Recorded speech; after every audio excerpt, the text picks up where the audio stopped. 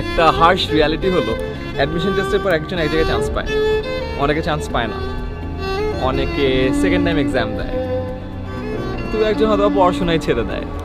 So যে খুব ভালো জায়গায় চান্স পাইলো সে সবার সাথে দেখা করতে চায়, সে বলতে চায় যে আমি অনেক ভালো জায়গায় চান্স পেয়েছি, আমার এখন এই অভিজ্ঞতা হচ্ছে, এটা হচ্ছে, সেটা হচ্ছে। বা যারা ওই জায়গায় যেতে পারে নাই তারা কিন্তু ওই সব কথা শুনতে চায় না, তার কষ্ট লাগে, তার রিগ্রেট হয়, তার অনুশোচনা হয়, তার আফসোস হয়, চাই বিশ আমিও তখন পড়াশোনা করতাম, আমি ওর জায়গায় যেতে পারতাম। অ্যান্ড দেন যেই দুই বন্ধু একই সাথে বসে ওখানে আড্ডা মারতাম, ওই দুই বন্ধু আর দেখা হয় না, বিকজ একজন আরেকজনের সাথে কথা বলতে খুব একটা কমফোর্টেবল হয় না তখন। অ্যান্ড দেখা যায় যে আস্তে আস্তে এখানকার বসে যে আড্ডাগুলো ছিল ওই আড্ডাগুলো আর হয় না, আস্তে আস্তে যে যার মতো চলে যায়। One harsh reality, I think যে যত আগে এটা উপলব্ধি করে ওটাই বেটার। বাট ইয়া, এটা তো মানে এটা না যে ফ্রেন্ডশিপ বন্ধ হয়ে যায়, ফ্রেন্ডশিপ থাকে, দেখা হলে এখনও কথাবার্তা হয়, চিল হয়, আড্ডা হয়, অনেক মজা হয়। বাট ওই যে থাকে না যে ডেইলি দেখা হবে, ডেইলি চিল হবে, ডেইলি আড্ডা হবে, ডেইলি কথা হবে, সবসময় খোঁজখবর রাখবো, সেটা আর হয় না।